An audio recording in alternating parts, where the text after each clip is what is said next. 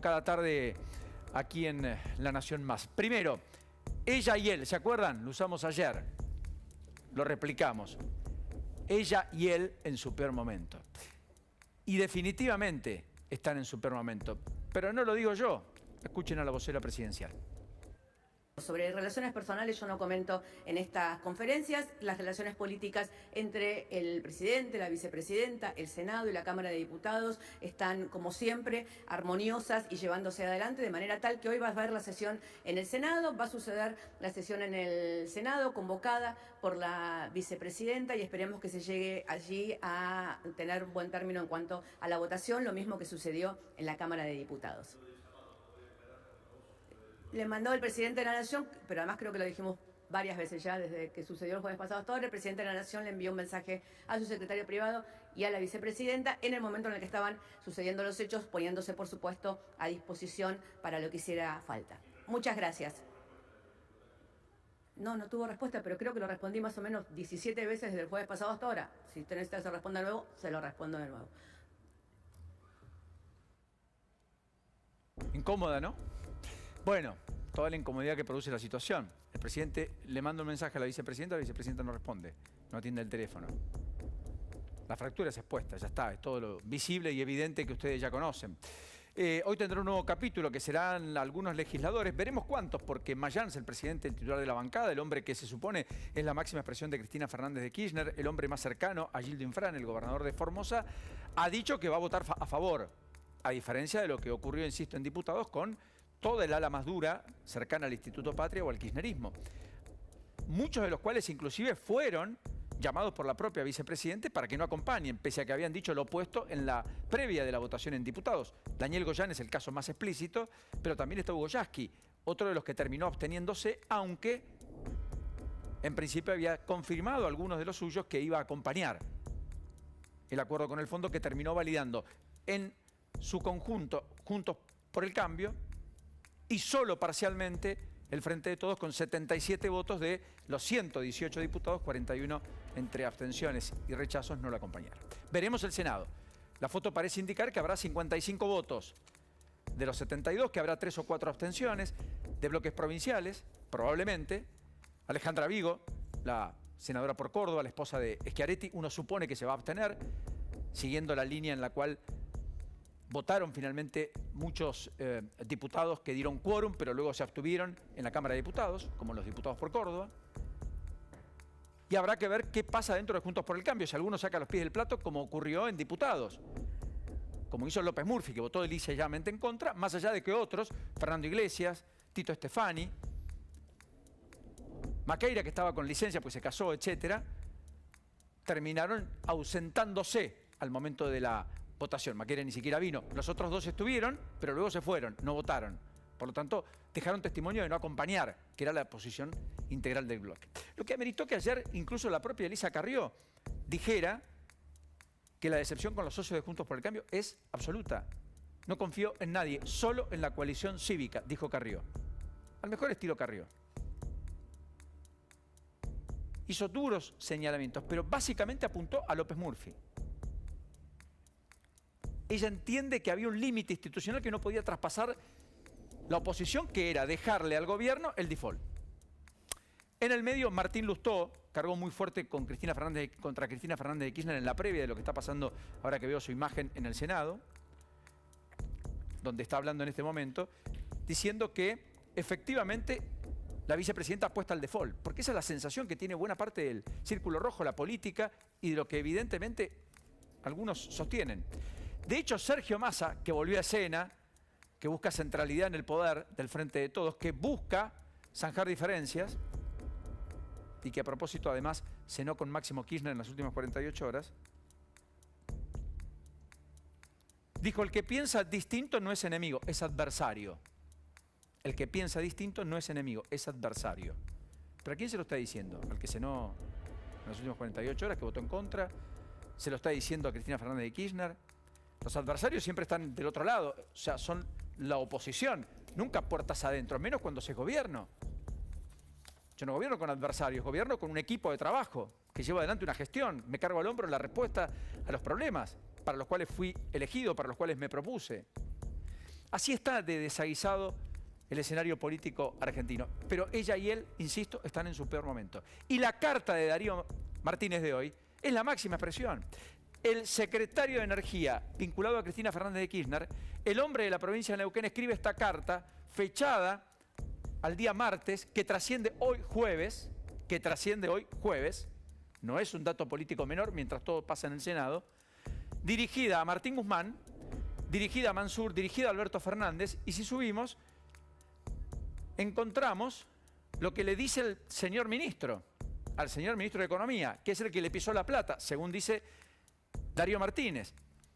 Lo que le está diciendo es que no responden a los requerimientos básicos del área, cuya implementación acarreará consecuencias inmediatas dañosas para el país.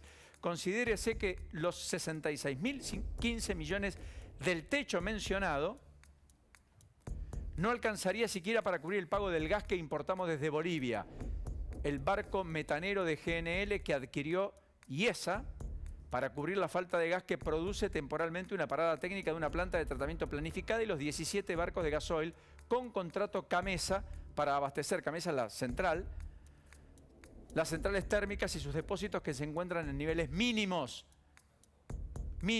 Naves todas que ingresan a puerto durante marzo, o sea, este mes. Ingresan a puerto, si no está la plata, no se consume, no se utiliza, dejando absolutamente desfinanciado todo el resto de obligaciones de la Secretaría de Energía, requerimientos todos que estuvieron contenidos en nuestra presentación por nota, fechada el 23 de febrero. O sea, esta carta tiene un precedente que la carta, dice Darío Martínez, del 23 de febrero, que el gobierno no desmintió que le haya advertido, en la que detalló pormenorizada y secuencialmente la necesidad de fondos mensuales para todo el 2022 de esta Secretaría de Energía. Por ello es que reitero los conceptos e información contenida en aquella carta del 4 de marzo del 2022, o sea, una segunda carta. Sería esta la tercera, 23 de febrero, 4 de marzo y esta fechada el 15 de marzo. La cual adjunto embebida a la presente, miren qué término, embebido, por la que se fundamenta el requerimiento de 309.802 millones de pesos para el corriente mes, conforme al expuesto en el siguiente cuadro. Y ahí dice, a CAMESA hay que darle 162.000 millones, a IESA hay que darle más de 21.000 millones, y así tenemos todos los subsidios que ustedes ven se requieren para pagar la energía. Yo se los voy a poner más claro, a ver si puedo. En la Secretaría de Energía creen, equivocados o no, esto es la información, que en un mes o en 20 días, a este ritmo, no hay luz en el norte argentino, porque no hay gas que pueda generar la energía eléctrica que consume el norte argentino, que no tiene red troncal de gas. 4 provincias. Esto es lo que dice CAMESA, la Secretaría de Energía, el propio Darío Martínez. Bueno, ya esto es entrar en detalle, etcétera. Muy visible, ¿no?, que ella y él están en su peor momento. Claro, parece que ni siquiera responden las cartas. Eso es lo que da cuenta Martínez. Ya no los llamados telefónicos. Bueno, el segundo de los ejes, un poco más rápido. Las mesas del hambre, alquileres, precios cuidados, la concertación. La de alquileres se está llevando adelante hoy, ¿no, Javi? 16:30. En un ratito. Bueno, y esto es muy curioso. ¿Se acuerdan la mesa del hambre? ¿Cómo empezó? ¿2020? Puerto Madero, sí. Tinelli con auto importe, ¿te acordás, Elio? Claro, sí. Bueno, ¿qué pasó con la mesa del hambre? Miren lo que era la foto. Otro país, ¿no? Otro momento. Ministro de Desarrollo Social, ya no está. En esa mesa, esta de otra, pero aquella, la mesa del hambre, ¿se habló de qué? De apuntalar la idea de que en la Argentina no haya gente que pase hambre. Bueno, la indigencia creció. Hay más gente que no llega a fin de mes, que no puede comprar lo indispensable. Por lo tanto, fue de la mesa de la ineficacia, por lo pronto en eso. Además no quedó en nada, no quedó en hechos concretos, que fue lo peor, ¿no es cierto? Ni siquiera se constituyó como un programa articulado de solo cosas esporádicas.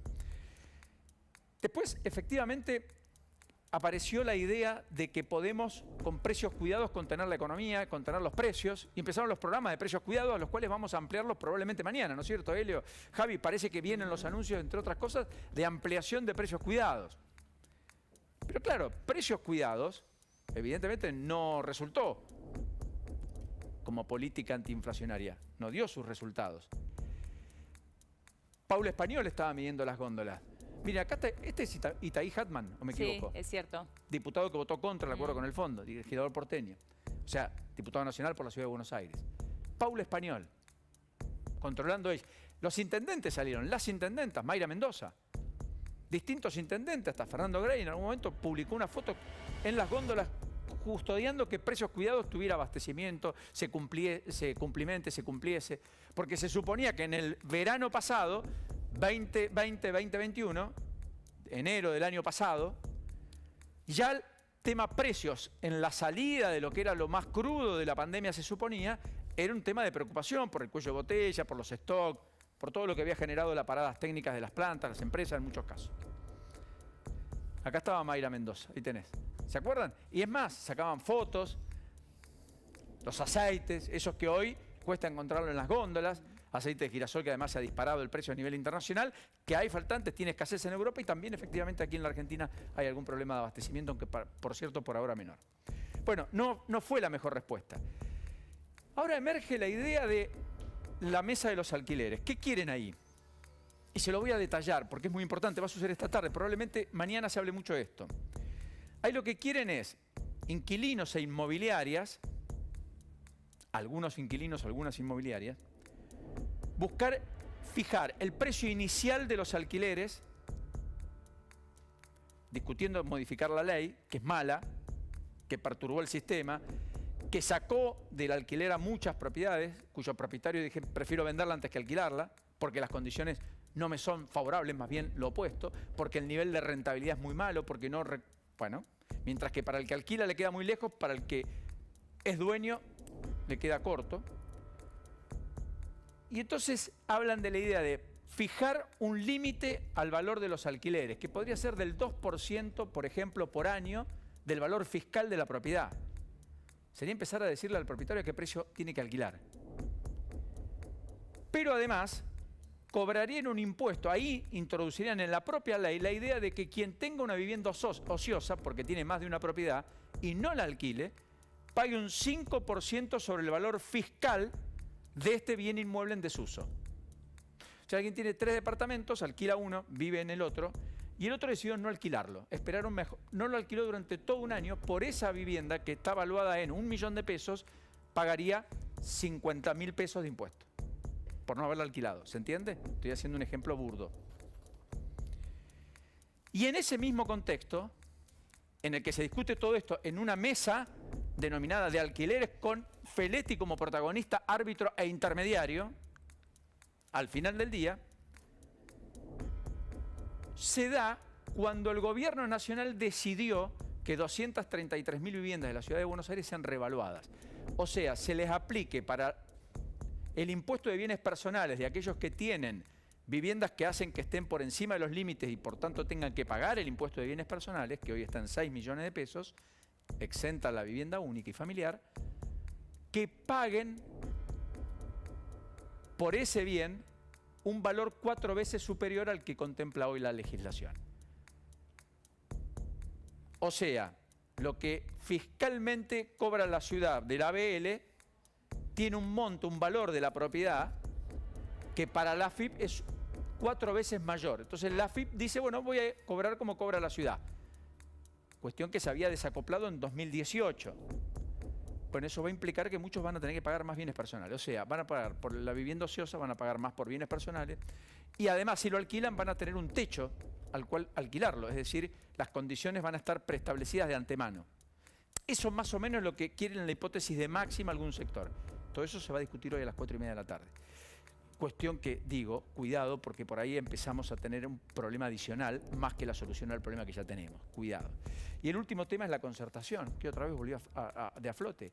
La concertación a las cuales convocó Alberto Fernández el lunes a la Unión Industrial Argentina y a la CGT, a los dirigentes gremiales, empresarios y los dirigentes gremiales de los trabajadores, para discutir la famosa concertación de precio y salario o un acuerdo. Nunca lo vimos, ¿no? Nunca se hizo. El último tema, la ira, la violencia, el descontrol. Me parece que esto también ya nos impregna. Para hacerlo rápido, no quiero hablarlo, no quiero decirlo, quiero mostrarlo. Imágenes explícitas de lo que estamos diciendo. Así esperaba en un colectivo en Rosario. Llegaba tarde, así apareció una mujer. Y escuchen, escuchen lo que dice.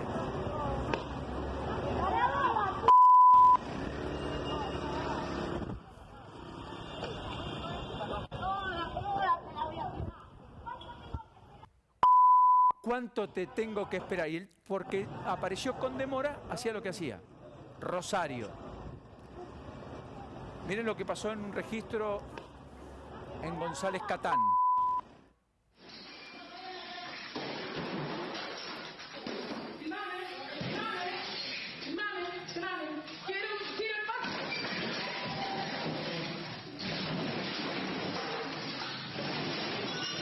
Mamita, ¿no? Fue detenida en las últimas horas. En el mientras tanto, la inseguridad nuestra de cada día, lo que ha pasado en La Matanza, ha sido muy fuerte, definitivamente muy fuerte. Ahí asesinaron a puñaladas a un repartidor que fue emboscado por falsos clientes, todo esto en Lomas del Mirador. Intentó resistirse, escapar, pero se desvaneció a pocos metros y murió. La policía encontró 35.000 pesos en la camioneta en la que había llegado al lugar. No le robaron nada, advierto. Y así uno podría seguir hablando del crimen en el barrio Godoy, en Rosario, donde acribillaron a un hombre de 36 años, murió en el Clemente Álvarez, atacado a tiro en la zona oeste de la ciudad. Y así uno podría replicar. Las escenas que vemos cada vez más crecientes de ira, descontrol, violencia, me parece que son también un indicativo del estado de ánimo. Elio, nos metemos de lleno en el análisis de lo que está pasando políticamente.